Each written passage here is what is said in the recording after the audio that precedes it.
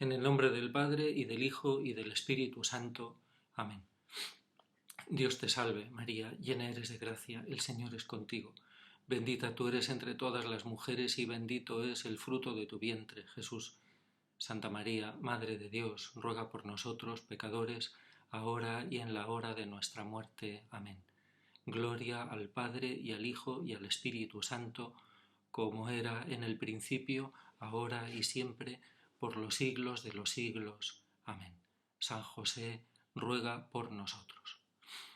En este primer vídeo vamos a tener la primera meditación sobre el misterio pascual, el misterio de la Pascua de Cristo, que es su paso al Padre, de este mundo al Padre, para comunicarnos el Espíritu Santo. El triduo pascual es como el paso en el año litúrgico que nos lleva desde el miércoles de ceniza hasta el domingo de Pentecostés. El miércoles de ceniza ya empezamos pidiendo el Espíritu Santo en las preces de laudes y vamos a seguir pidiéndolo todos los miércoles en las mismas preces de laudes a lo largo de toda la Cuaresma. Danos, Señor, tu Espíritu Santo, porque ya desde el miércoles de ceniza tenemos puesta la vista, el deseo, el hambre y sed de la justicia, es decir, el hambre y sed del Espíritu Santo, lo tenemos ya puesto en Pentecostés. Para recibir el Espíritu Santo, para que Jesucristo pueda comunicarnos el Espíritu Santo, es necesaria su Pascua.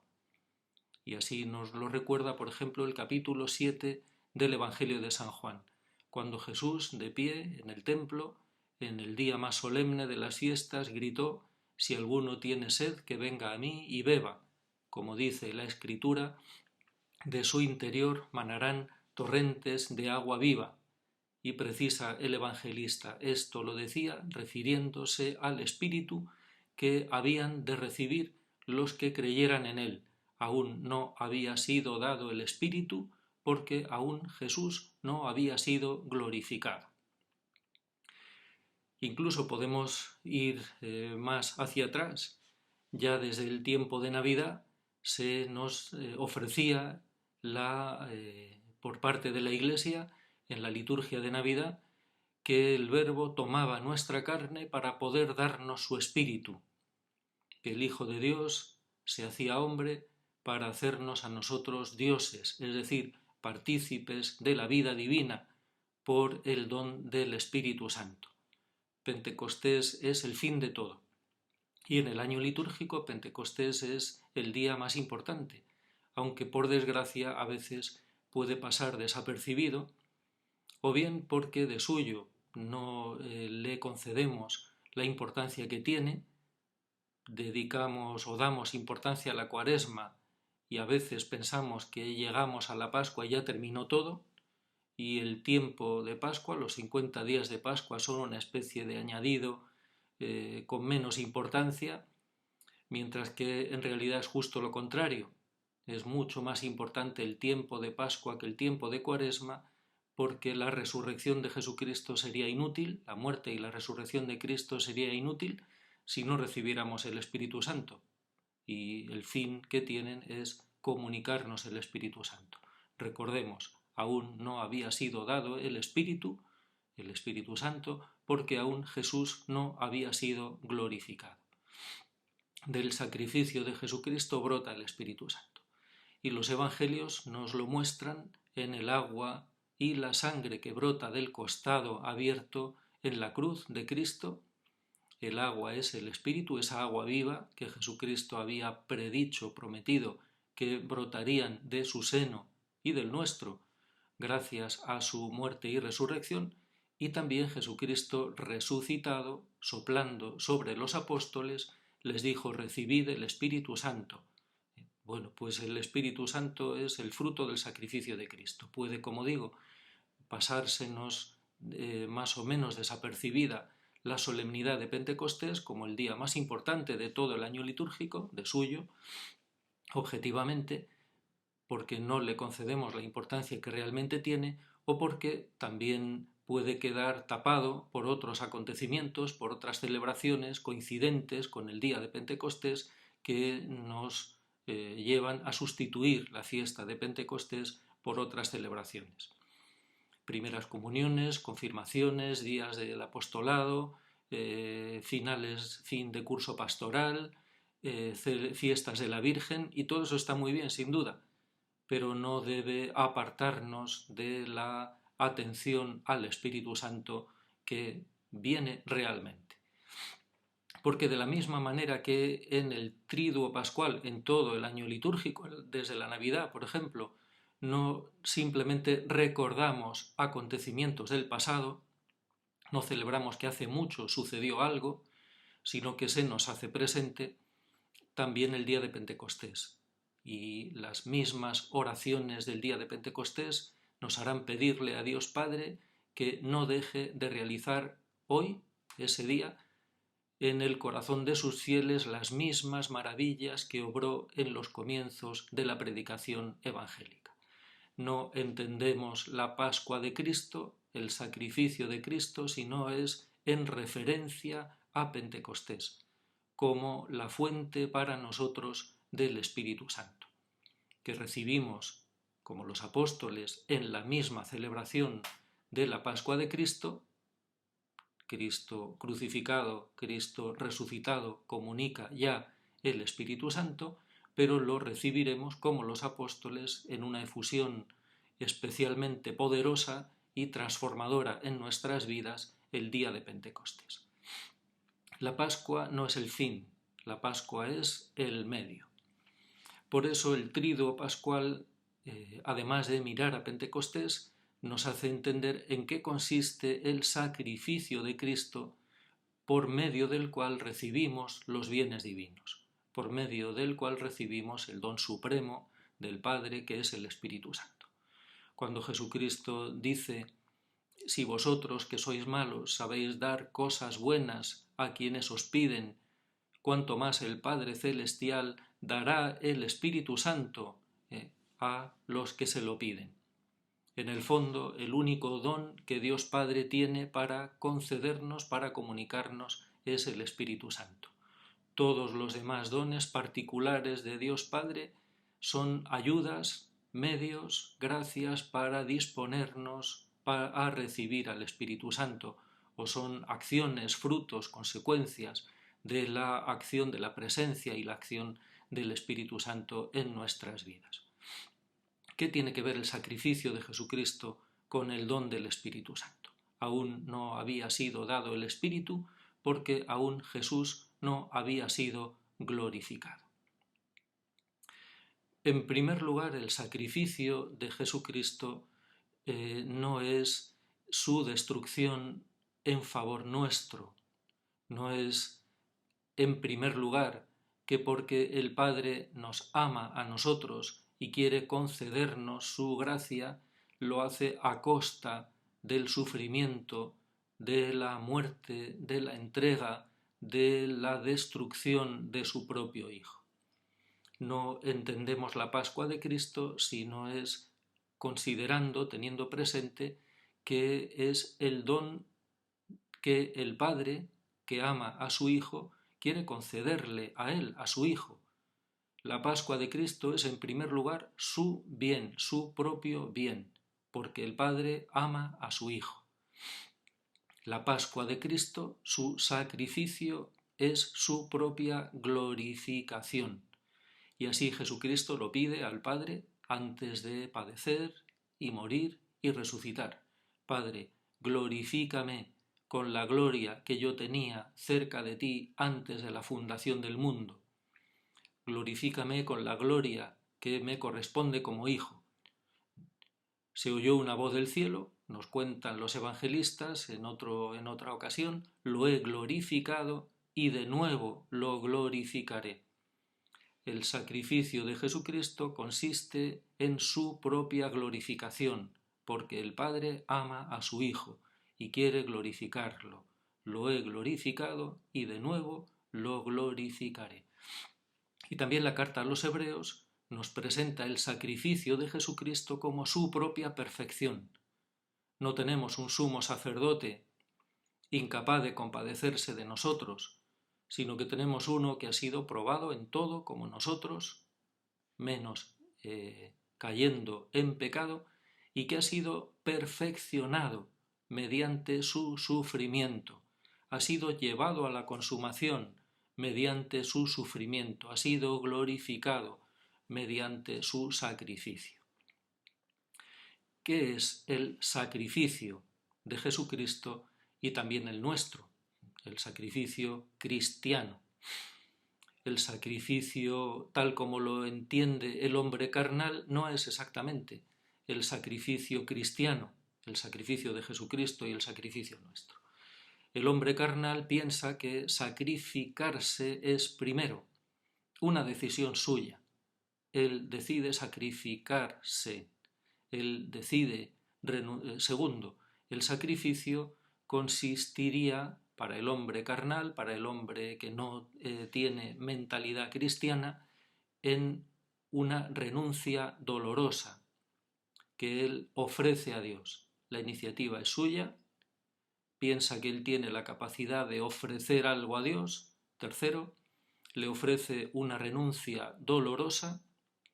Y cuarto, piensa que cuanto más dolorosa es esa renuncia, más, y sería el quinto elemento, más Dios le premiará en consideración al esfuerzo, el sufrimiento que conlleva para él ese sacrificio. En este sentido, sacrificar algo sería renunciar a ello. Sacrificar algo es perderlo, en aras de un homenaje a Dios o en aras a un premio que se espera recibir. Pero el sacrificio cristiano, empezando por el sacrificio de Jesucristo, es otra cosa. Sacrificar es un verbo que procede del latín. Sacrum facere. Sacrificar significa, por lo tanto, hacer sagrado. Sacrum facere. Es, por lo tanto, lo mismo que consagrar. El sacrificio de Jesucristo consiste en su propia consagración. El Hijo de Dios en su humanidad es hecho totalmente sagrado, totalmente divino, y puede entonces ser fuente de la vida divina, consiguientemente puede ser fuente de la vida divina para los demás. Pero ¿en qué sentido el Hijo de Dios es perfeccionado, consagrado, sacrificado? No en cuanto persona divina, pero sí en cuanto hombre. El Hijo de Dios asume en la encarnación, en el seno de la Virgen María, una naturaleza humana, que San Pablo dice que es semejante a la de los pecadores. Incluso San Pablo dice una naturaleza pecadora, lo cual no quiere decir que Jesucristo pecara ni pudiera pecar. Una naturaleza pecadora quiere decir como la de los pecadores, sujeta a las consecuencias del pecado sin haberlo cometido él, sujeta a la muerte, al sufrimiento, a la tentación, sujeta al espacio, al tiempo. El niño crecía en edad, en sabiduría, en gracia, ante Dios y ante los hombres. La naturaleza divina no puede sufrir, padecer, morir. La naturaleza divina no está sujeta al tiempo, al espacio. La naturaleza divina no crece, no aumenta sus perfecciones de ninguna manera. Por la encarnación al Hijo de Dios le correspondía desde el principio una naturaleza humana plenamente divinizada, como la que posee ahora en el cielo, y como aquella que anticipa a los discípulos, a la mirada de los discípulos en la transfiguración. Pero el Hijo de Dios ha asumido una naturaleza humana sujeta a las consecuencias del pecado. Es decir, si podemos hablar de este modo, sin terminar de consagrar, sin terminar de divinizar, sin terminar de sacrificar, de hacer sagrada. Y ha asumido esta naturaleza humana como la de los pecadores, uniéndose a nosotros, haciéndose uno con nosotros, haciéndose cabeza de una nueva humanidad, uniéndose a nosotros que somos pecadores, compartiendo nuestros males, como dirá San Pablo en una expresión atrevida, haciéndose pecado por nosotros, en la segunda carta a los Corintios que leemos el miércoles de ceniza, a quien no conoció pecado Dios lo hizo pecado por nosotros, pues asumiendo en sí mismo nuestros males, haciéndose uno como nosotros, haciéndose uno con nosotros, puede hacernos partícipes de su perfección. Puede después hacernos partícipes de su gloria, de su plenitud. De su plenitud todos recibimos gracia tras gracia, dice San Juan en su prólogo. Y esta naturaleza humana, sujeta a las condiciones terrenas, sujeta a la tentación, sujeta al sufrimiento, sujeta a la muerte, es la que tiene que ser sacrificada, no destruida. Sacrificar no es destruir. Sacrificar es resucitar, es divinizar. Por eso el sacrificio de Jesucristo no es sólo su muerte, ni principalmente. El sacrificio de Jesucristo es su resurrección pasando por el sufrimiento y la muerte. Y al resucitar deja que la gloria divina invada ya sí totalmente esta naturaleza humana, esta humanidad que asumió como la de los pecadores en el seno de la Virgen María. La propia perfección de Jesucristo en cuanto hombre se realiza en su sacrificio. ¿Pero por qué el Hijo de Dios quiere sacrificarse? ¿Y por qué el Padre le ofrece a su Hijo este modo de ser glorificado? Pues porque la perfección de Jesucristo la perfección del Hijo, consiste en parecerse en todo al Padre. El Padre ama a su Hijo, quiere perfeccionarlo y quiere que se parezca en todo a Él. Por lo tanto, quiere que sea fuente de vida, como lo es el Padre. Quiere que comunique la misma vida divina que el Padre comunica. Y así lo dice Jesucristo en el capítulo 5 del Evangelio de San Juan. Como el Padre posee la vida y la comunica a los que quiere, así ha querido que también el Hijo comunique la vida, para que todos honren al Hijo como honran al Padre. En el seno de la Trinidad, la fuente de la vida es el Padre. El Padre es el ingénito, el que no procede de nadie, el que posee la vida y la comunica a su Hijo, engendrándolo, porque el Hijo es Dios de Dios, luz de luz, Dios verdadero de Dios verdadero, y el Espíritu Santo procede del Padre y del Hijo. El Espíritu Santo posee la vida divina, la naturaleza divina, recibiéndola continua y amorosamente del Padre y del Hijo, como el Hijo la está recibiendo continuamente, amorosamente del Padre. Pero para que el Hijo se parezca en todo al Padre, desde toda la eternidad, el Padre desea crear unos seres, unas criaturas, que puedan recibir la vida divina por medio de su Hijo, para que así el Hijo sea glorificado y todos honren al Hijo como honran al Padre. Pueden leer y meditar el romance de San Juan de la Cruz, en el que, en primer lugar, parafrasea el prólogo de San Juan y lo prolonga en la encarnación y en la obra de la redención. San Juan de la Cruz, inspirándose en el prólogo del Evangelio de San Juan, imagina el diálogo eterno entre el Padre y el Hijo, cómo el Padre desea glorificar a su Hijo y desea darle una esposa que comparta los bienes que el Padre mismo está comunicando a su Hijo, una esposa que eternamente se goce en su Hijo como él mismo, como el Padre se goza en él. Y por eso crean el mundo, para poner en él a los hombres, para tener en quien depositar sus beneficios, como dice San Ireneo, comunicándoles la misma vida que ellos poseen, por medio del Hijo, que es el autor de la nueva creación.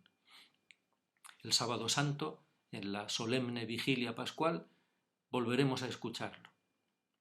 La primera creación tiene por fin la segunda creación, la recreación del hombre en Cristo. Y la primera creación es una obra todavía pequeña comparada con la gran obra de la redención. Oh Dios, que maravillosamente creaste el mundo, pero más maravillosamente aún lo redimiste por Cristo tu Hijo. El Señor, Jesucristo resucitado, ha sido constituido Señor, puesto por encima de todo nombre sobre el cielo y la tierra, para que todos honren al Hijo como honran al Padre. El sacrificio de Jesucristo no es en primer lugar por amor a nosotros, también lo contemplaremos después, sino que es en primer lugar por amor a Él. El Padre ama al Hijo y ha puesto todo en sus manos, dice Jesucristo en el capítulo 3 del Evangelio de San Juan. Porque el Padre ama a su Hijo, desea glorificarlo, constituirlo Señor, el principio de vida de la nueva creación. Para que el Hijo se parezca en todo al Padre, tiene que comunicar la misma vida divina, y esa es la que nos comunica. Y para que el Hijo sea glorificado, comunica la misma vida divina a quienes hemos caído lo más bajo posible, en el pecado. La primera creación se hizo de la nada, la segunda creación se hace del pecado. El Hijo de Dios manifiesta su amor y su poder santificando, divinizando a los pecadores, porque el pecado ha sido permitido para ser perdonado. Dios nos encerró a todos en el pecado para tener misericordia de todos, dice San Pablo en el capítulo 11 de la carta a los romanos. Todo existe para que Cristo sea el autor de la nueva creación. Por lo tanto, lo primero que debemos contemplar en el sacrificio de Jesucristo es el amor que el Padre le tiene a Él. Y cómo el Padre, amando a su Hijo, desea perfeccionarlo, llevándole a la mayor perfección y gloria como hombre, también como hombre, para hacer de Él el comunicador del Espíritu Santo, el principio de la nueva creación, el redentor de todos los hombres, que comunica la vida divina a los pecadores. Pero lo segundo que debemos contemplar en el sacrificio de Jesucristo es el amor que el Hijo tiene al Padre. A nosotros también, repito, lo veremos, lo contemplaremos después, pero el amor que Jesucristo tiene al Padre. Él mismo da esta razón para explicar el misterio de su sufrimiento, de su muerte, de su cruz y de su resurrección. En el último versículo del capítulo 14 del Evangelio de San Juan, en esos discursos después de la última cena, Jesucristo les dice a los apóstoles: llega el príncipe de este mundo, pero él no tiene ningún poder sobre mí. Pero es necesario que el mundo sepa que amo al Padre y que obro como el Padre me ha ordenado. Por lo tanto, levantaos, vamos. ¿A qué? A afrontar la pasión, a padecer el sufrimiento, la afrenta, la humillación, la muerte, el sepulcro y la resurrección, para que el mundo sepa que amo al Padre. En el sacrificio de Jesucristo, lo primero que hemos de contemplar es el amor que Dios Padre tiene a su Hijo. Si no lo contempláramos así, tampoco entenderíamos nuestro propio sacrificio. Cuando nos viene la cruz, es también porque el Padre nos ama. La cruz es la manifestación, la manifestación mayor del amor del Padre a su Hijo y también a nosotros.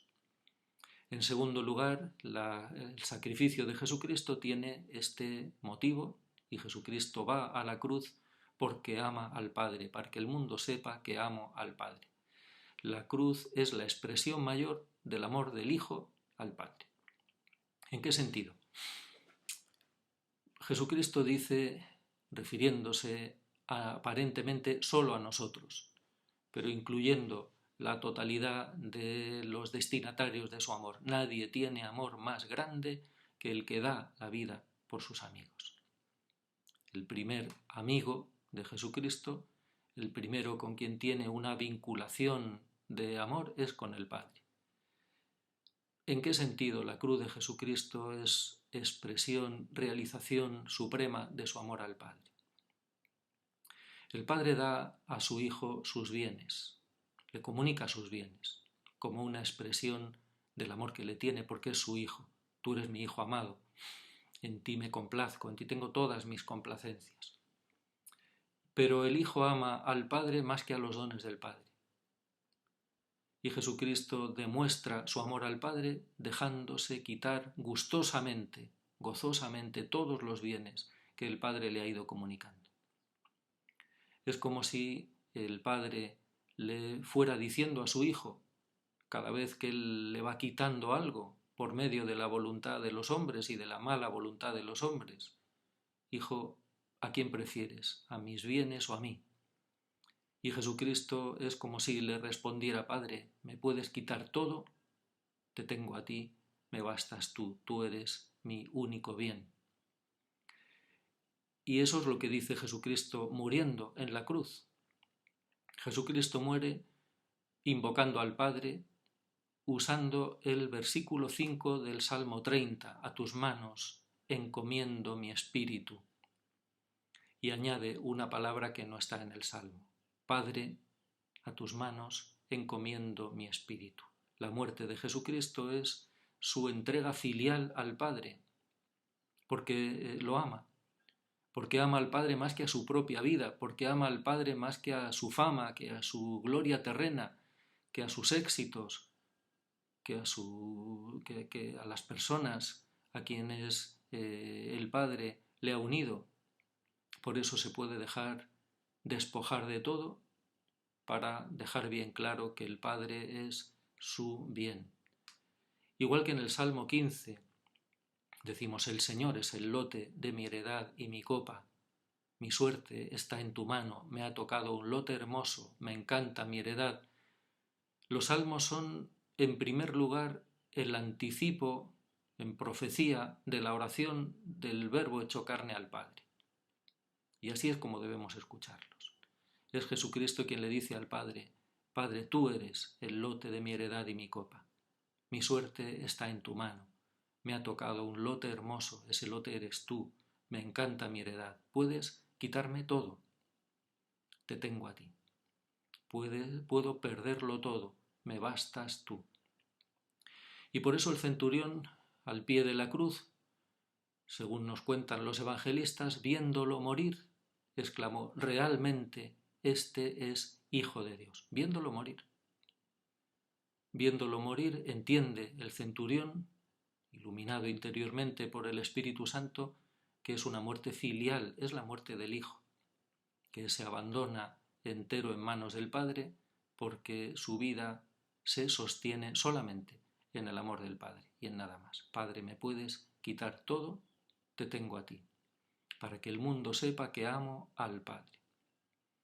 Nuestro propio sacrificio o